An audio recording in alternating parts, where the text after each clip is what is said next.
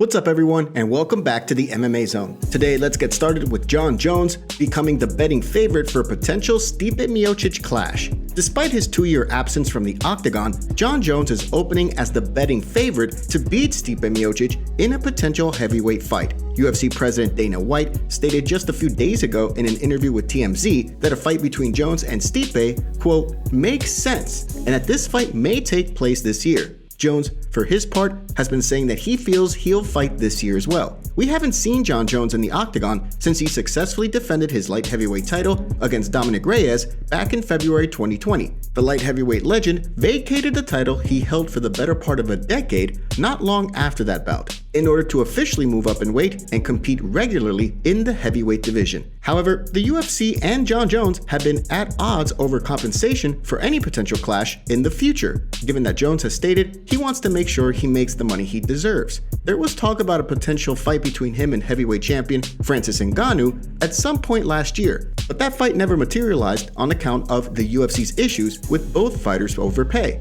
Still, with White's recent comments that a Jones-Stipe clash could take place, odds makers at sportsbetting.ag listed Jones as nearly a 2-to-1 favorite to win this fight if it happens.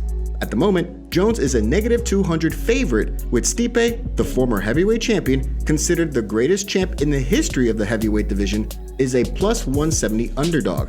Aside from Jones, we also haven't seen Stipe in the cage for quite some time, as his last fight was back in March of 2021 when he dropped the title to Ngannou via KO. Still, what do you think about the betting odds for this fight as it stands? Do you agree with the odds or not? Also, let us know if you think this fight will go the distance, or if it happens, it will go to a finish. Aljamain Sterling opened to a trilogy bout against Peter Yan. Since losing a close decision to Aljamain Sterling last weekend at UFC 273, former bantamweight champion Peter Yan has been calling for a third fight against Sterling. The Funkmaster says he's ready to oblige Yan, but doesn't think the Russian has what it takes to get the W. This is what Sterling said in a recent appearance on the MMA Hour. If he wants to go be 0-3 against the Funk, we can make it happen.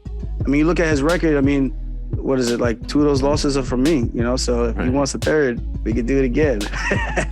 Sterling officially won the first fight against Yan back in March of last year. However, this was because of a disqualification to Yan over an illegal knee strike to a downed Sterling. The Funkmaster was subsequently handed the title immediately, but many say he didn't outright beat Yan. Many pundits and fans believe that if that strike hadn't taken place, Yan would have won a decision, as he looked to be on his way to victory, winning the fight for most of those 4 rounds before it was ultimately stopped. In the rematch, Sterling won a split decision victory over Yan, a decision that many, including Big John McCarthy and even UFC President Dana White himself, say was a robbery and did not agree with. Others believe that Sterling also didn't win the fight, but it's been said that it all comes down to how people scored that first round at UFC 273. Still, Sterling has stated that he's taken a bit of time off before going back to training. He's most likely going to defend his title against former champion TJ Dillashaw next, although there's been no confirmation on that yet. What do you make of Sterling's comments here? Michael Bisping says he could accept Jake Paul's call out and claims he's not a threat. Has Jake Paul finally found his next opponent? He's been calling out all kinds of MMA fighters since he knocked out Tyron Woodley last December in a boxing bout. While Woodley did accept the fight on short notice on account of an injury to Paul's original opponent in Tommy Fury, Woodley is a former UFC welterweight champion and was known as a knockout artist for a good portion of his career. But still, no other fighters have been keen to bite on any of the social media noise that Jake Paul has been making with regards to callouts. But one man is responding and sort of accepting the challenge. That's none other than the Count himself, former UFC middleweight champion Michael Bisping. Now, it's been several years since Bisping last entered the cage in November 2017, but he's saying on his YouTube channel that he's keen to take on the YouTuber turned boxer. But there's a hitch. Firstly, Bisping says he's only half joking and half serious, and says it's really about what Jake Paul's team can offer. Secondly, since he's retired, he's talked about how he would lie to athletic commissions about being able to see out of his eye, which he can't, and this could most likely prevent them from clearing him for any pro fight. This is what Bisping went on to say about a potential Jake Paul boxing clash. So for that reason, I probably would, but we've been here before. He sent an email to Audiator Paradigm Sports Management, or his manager did, asking if I would fight him. Offered $500,000. I said double it, add pay-per-view, and we'll see where we go. Never even got a response. So he's doing the same thing again here. Bisping goes on to say that Jake Paul should simply call out someone his own size, someone like an actual boxer like Tommy Fury, or someone younger, closer to his age, instead of a 43-year-old retired MMA fighter with one eye and no knees. What are your thoughts on Bisping's comments here regarding Jake Paul? Bro, it's been a minute, man. You know what I'm saying? He at 170 right now. You know, I can't worry about him. But you, though, I need you. You know what I'm saying? No, for real, don't say it, though. We on camera. Record, you better be recording. You want to fight in July? July? Let's fight in July. Yeah. Come on, let's go. London? Yeah, we'll go. Don't say that. You gonna be ready? I'm been ready. Okay. Let's get money. Let's get money, bro. All right. Appreciate it. Who is that guy? Let's fight now. See what's up? Come on, mama. You gotta make your money. You gotta make your money over. Go make your money. Fighter meeting. Don't forget to take a second to hit that like button and subscribe to the MMA Zone to stay up to date on the latest fight news. Khamzat says he felt sorry for his coaches during UFC 273 brawl. Despite his big W over former title challenger and world-class welterweight Gilbert Burns, Khamzat Chimaev still wasn't happy. The reason? He feels he made so many mistakes in the fight and that he let his coaches down for a brief period. The fight was everything we wanted and more, as both Burns and Khamzat laid it all on the line in what is the frontrunner for Fight of the Year so far for 2022. Everyone was hyped to see this fight, especially given how Khamzat has been finishing all of his opponents in his career and had never seen the third round. The undefeated Chechen Swede walked away with a unanimous decision win over Burns, but the fight took a lot out of him, as the Brazilian was clearly the toughest opponent he had faced so far in his career.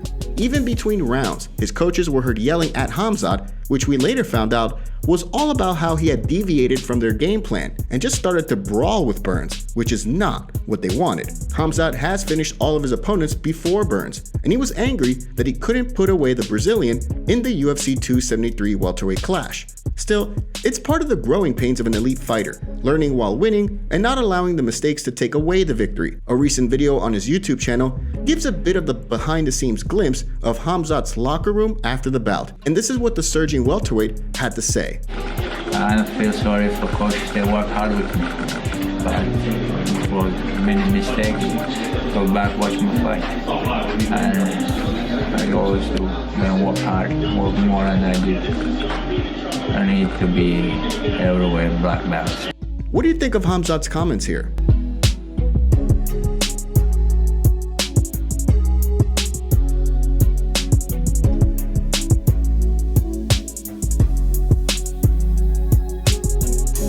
Daniel Cormier believes there should have been 2 disqualifications at UFC Vegas 51. The UFC Vegas 51 event this past weekend saw a few fights that ended in a bit of controversy, given how the fights played out in the end. First, during the prelim undercard, Martin Buday and Chris Barnett fought in a heavyweight clash, and in the third round, Buday had Barnett up against the cage. Barnett, as he moved to get away from Buday, was hit by the Slovakian in the back of the head with a downward elbow. Barnett was clearly hurt by the strike and was unable to continue, according to a doctor, after he was given some time to recover. However, referee Dan Mirigliata ruled that the strike was accidental and handed Buday the technical decision victory after sending the fight to the judges. Then, in the co-main bout of the night, once again refereed by Dan Mirigliata, Chao Borralho took on Gadzi Omargadzhiev. While Borralho looked like he was on his way to win this fight, he kneed Omargadzhiev in the head while he had a hand down on the ground, and the strike was considered illegal. Once again, after Omargadzhiev was unable to continue, the strike was ruled accidental, and Borralho was handed the technical decision win. Former champ Daniel Cormier, who was commenting the fights, didn't agree with the decisions and took to Twitter to share what he thought should have happened. No knock on Chao or Martin, but every single time I threw a strike in the octagon, it was intentional. They both should have been disqualified. He also stated this on Twitter: so, win 2 rounds, throw unintentional illegal strike, and then hope the guy can't continue, so that y'all go to the judges right then. You don't run the risk of losing. Do you agree with DC here? Let us know in the comments. Thanks so much for joining us today. What do you make of what's going on in the fight world? Make sure to like this video and subscribe to the channel to stay up to date on all the latest news from the MMA Zone. See you next time.